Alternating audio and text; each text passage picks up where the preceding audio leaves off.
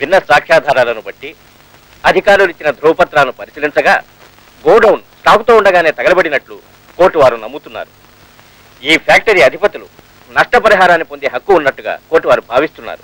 బాధ్యత గల ఒక దేశ రక్షణ అధికారిగా ఉద్దేశ్యం మంచిదే అయినా తొందరపాటుతో పెద్ద మనుషుల మీద ఆరోపణలు చేసినందుకు మేజర్ చక్రధర్ని కోర్టు వారు మందలిస్తున్నారు.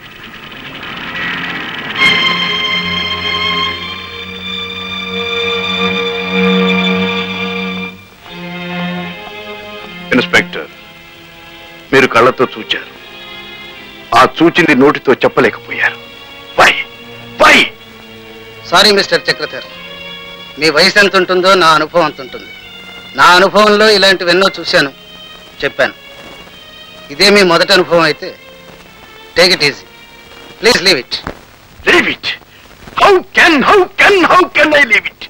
మీరు ఒక్కరే ఏం చేయగలరు చెప్పండి. విజయ, ఆ మాట అనొద్దు.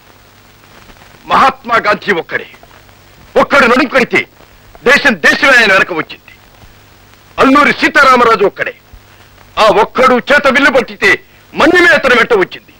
భగత్ సింగ్ ఒక్కడే, యువశక్తి ఆయన వెన్నంటి నడిచింది. నిజమే, కానీ ఆ రోజులు వేరు. ఆ రోజుల్లో మనుషుల్లో ఉన్న ఉత్సాహం వేరు, ఉద్రేకం వేరు, ఉద్వేగం వేరు. కానీ ఇప్పుడు మనుషులు పక్కింట్లో హత్య జరుగుతుంటే తనింట్లో దుప్పటి ముసుగేసుకుని పడుకునే మనస్తత్వం, మన కళ్ళ ముందే ఒకరిని కొడుతూ ఉంటే మనకెందుకుని తప్పించుకునే మనస్తత్వం. నేను ఒప్పుకోను. నడుంగట్టే మనుషులుంటే పిలికిలి బిగించే మనుషులుంటారు, ముందడుగు వేసే మనుషులుంటే ముందుకు దుక్కే యువకులుంటారు.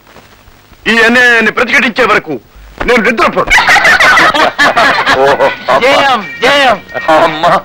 ఈ మొత్తం సంవత్సరంలో నీ అంత అదృష్టవంతుడు మరొక లేడయ్యా. పంచదార కూడా చప్పరం చేశావు, ఇన్సూరెన్స్ దిగమింగేసావు, ఏ కేసు లేకుండా. నిదానంగా అంటావేంటి పనుజీ?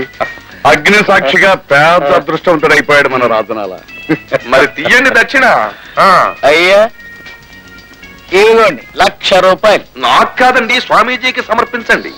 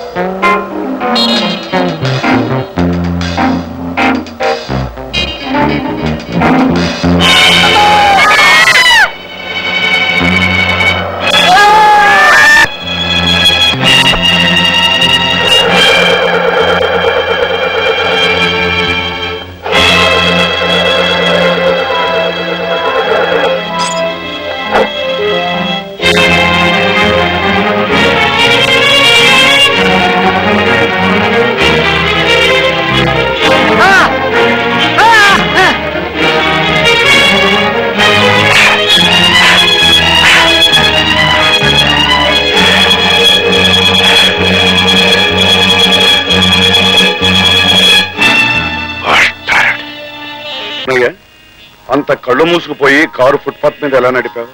ఎలాగో ఎక్కించారు స్వామీజీ, మీరే కాపాడాలి, లేకపోతే ప్రాణాలు పోతాయి. మేము హెల్ప్ చేయగలమని నీకెవరు చెప్పారయ్యా? బంగారు జురికమ్మ కలిసి ఉన్నట్టు కదండి, మీరే రక్షించారట, ఆయన చెప్పాడండి. సరే, సాయం సంగతి చెప్పాడు, మరి దక్షిణలో గట్రా ఉంటాయి, వాటి సంగతి కూడా చెప్పాడు. చెప్పాడండి, ఎంతైనా పర్వాలేదండి. పర్వాలేదు కదా, ఉండు.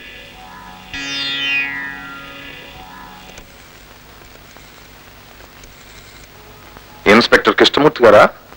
భానుజీ హియర్. మనం అర్జెంటుగా ఆశ్రమంలో కలుసుకోవాలి. Doctor, your presence is urgently required. Hello sister, Bhanuji here. నీ ప్రెజెన్స్ ఆశ్రమంలో చాలా అవసరం. నమస్కారం అండి. ఓ సుఖీ భవ. జరిగిందేమిటో ఈ పాటికి మీకు తెలిసే ఉంటుంది. ఇదే చిన్న విషయం కాదు. కారా అక్కడ ఉండిపోయింది, ఇతని బూట అతనికి దొరికిపోయింది. మరి భీమరాజును అతను గుర్తు పట్టేశాడు కనుక ఈ భీమరాజు ఎట్టి పరిస్థితుల్లోనూ తప్పించుకోలేడు. ఒకవేళ తప్పించుకోవడమే జరిగితే అది ఏదో మహామాయ జరిగినట్టు జరిగిపోవాలి.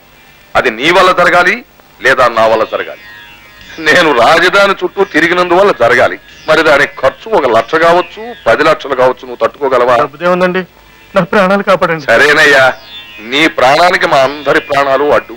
నీ కోసం వాళ్ళ ఉద్యోగాలు ప్రాణాలు కూడా అడ్డం పెట్టేస్తారు. పని జరిగిన తర్వాత మనిషి కూడా చొప్పున ఇచ్చేయి. చేయించినందుకు నాకు 2 ఇచ్చేయి, స్వామీజీకి పర్సనల్ గా 2 ఇచ్చేయి. మరి ఈ ఆశ్రమాన్నంతా అభివృద్ధి పరచాలిగా, దానికో 2 ఇచ్చేస్తాడు. అలాగేనండి. నన్ను మాత్రం ఈ గండం నుంచి కాపాడండి. అలాగేనయ్యా ఇన్స్పెక్టర్ గారు. చెప్పేది ఉంది. 3 రోజుల క్రితమే ఇతను కారు ఎవడో ఎత్తుకుపోయాడు. ఎవరు ఎత్తుకుపోలేదు కదండి. మీ కారు ఎత్తుకుపోయినట్టు మీరు 3 రోజుల క్రిందట ఇన్స్పెక్టర్ గారికి రిపోర్ట్ ఇచ్చారు. ఆయన ఆ రిపోర్టు రిజిస్టర్ చేసుకున్నారు. కారు సరేనండి, మరి నా కాలు బూట్ ఆయన దగ్గర ఉండిపోయింది కదండి. అవును, ఆ బూటు ఏ రంగు? ఎరుపు రంగు అండి. ఎరుపు రంగు. ఇన్స్పెక్టర్ గారు, ఆ బూటు ఏ రంగు? నల్ల రంగు బూటు. ఇక నీ విషయం. నువ్వు కాలు విరిగి 6 రోజుల క్రితమే హాస్పిటల్లో చేరావు. మరి చారలేదు కదండి. చేరావయ్యా. 6 రోజుల క్రితమే డాక్టర్ గారు నిన్ను హాస్పిటల్లో ఇన్పేషెంట్ గా చేర్చుకున్నారు. కాలు విరిగి చేరినట్టు 28వ తారీఖునే రిజిస్టర్ లో నమోదు చేయబడి ఉంది. ఏం డాక్టర్? మరి కాలు విరగలేదు కదండి. స్వామీజీ, కాలు విరగలేదట. కాలు విరగలేదా? ఇప్పుడు విరుగుతుంది.